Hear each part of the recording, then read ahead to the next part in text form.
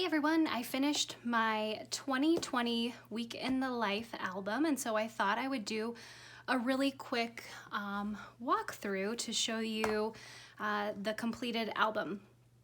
As previously mentioned, I did go with a 3x8 size for this year, and no surprises here, it's a thick album.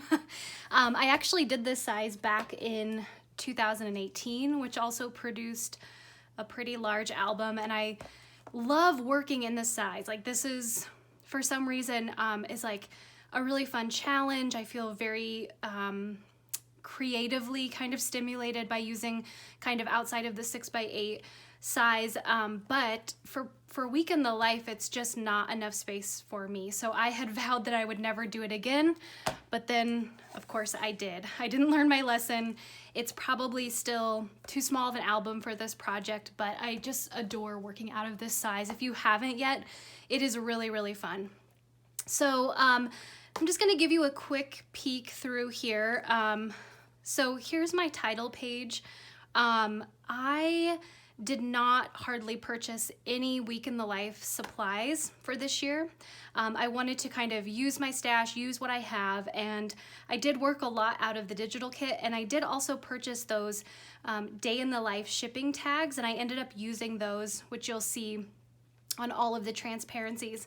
And then I, ended up cutting stuff out with my silhouette, but pretty much just using what I have. I did my reason why.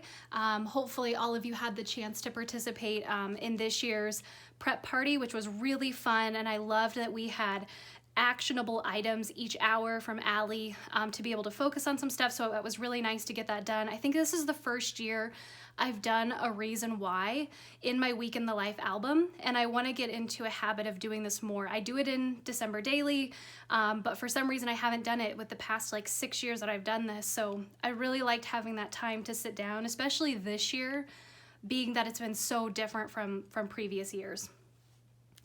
I created my own transparencies just out of what was in my stash.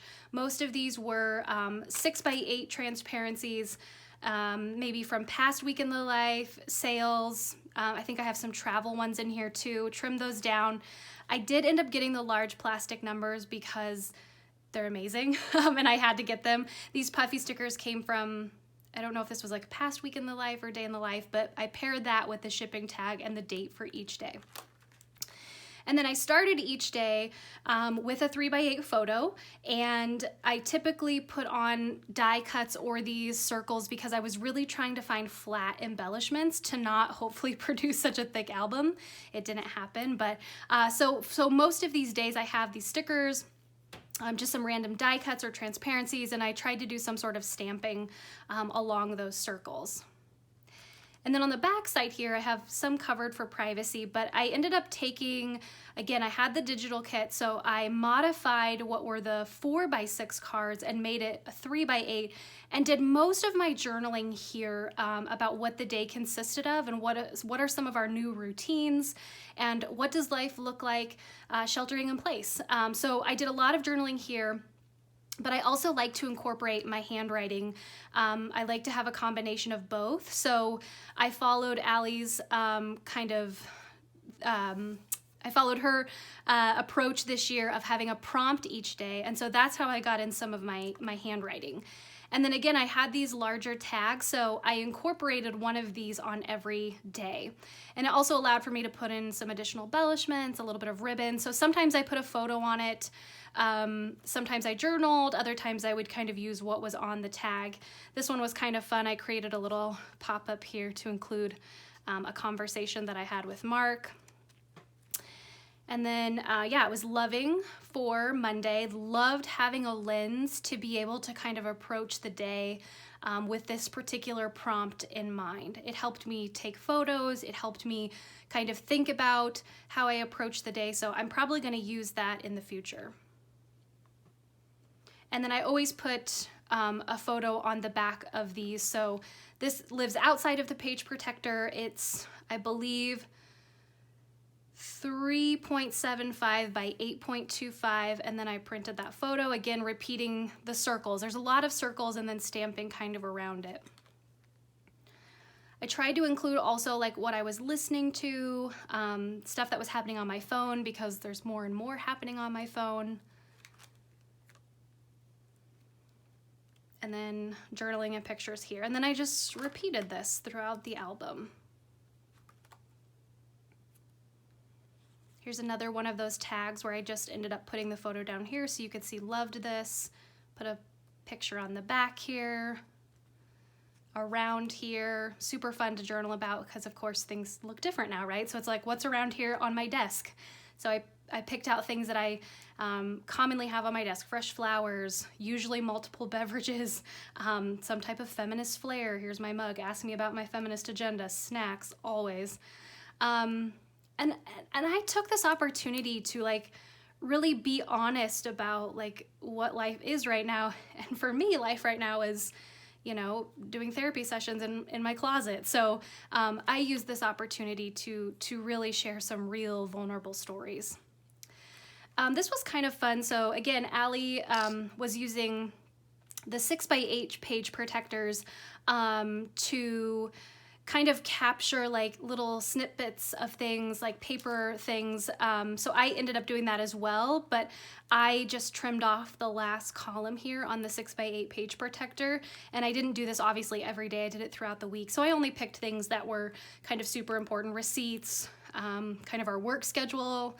We've been getting movie theater popcorn pretty much every weekend, shopping lists, things like that, notes from friends, cards that I got in the mail. So I really liked including that. And again, if I had more room, I would do more of that, but it kind of starts to add up when you put it all together. Wednesday, unfortunately, Week in the Life was super gloomy. I don't know if it was where you're from, but lots of rain this week. Fact and Feelings, this was also a really fun lens to take. There's a lot of pictures of my cats. I don't know about all of you, but Week in the Life for me kind of feels like Week in the Life of my cats, especially being home. They were just the things I was taking pictures of.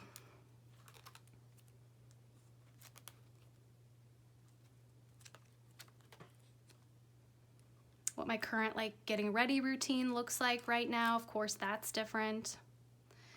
Here's another example of a little fold out here that I did. I took a picture of my feet Monday through Friday on my walks. I've been taking a lot of walks. I know probably a lot of you are as well. And every year in Week in the Life, I try to find something to take a picture of to kind of create repetition. Let's see, in my 2018 album, I did my outfits, yeah. So Monday through Friday, when I was on campus, I would always go to the same restroom that had this full-length mirror, so I ended up documenting kind of what my outfits looked like this week. Much different this year. I am not in fancy skirts and dresses. That's not happening. 2019, last year, I did my coffee mugs, which was super fun. And then this year, I did my feet, and I keep track of the distances that I'm going. So I ended up using Stays on ink to say how many miles I went, and then I had these little die cuts. These actually were from a Kelly Purkey release. And again, you can see that I'm using like stuff from old story kits, Move, List. So this was a 9x12 page protector, and then I just trimmed that down and put those photos in here and then added a little tab as well. Finished the puzzle Friday, huge success. Again, like text messages and things.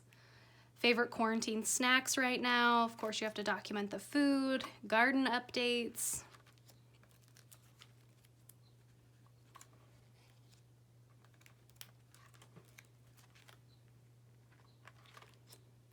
Lots of pictures of flowers. More tags. And then a large page photo on the back. So that's my album. It's really full, and I love that, but I just think I need to kind of learn my lesson and know that I can't really use 3x8 for this project, even though I love it. I do think it's great for travel documentation, but I'm probably gonna stick to 6x8 albums in the future. But yeah, thanks for watching.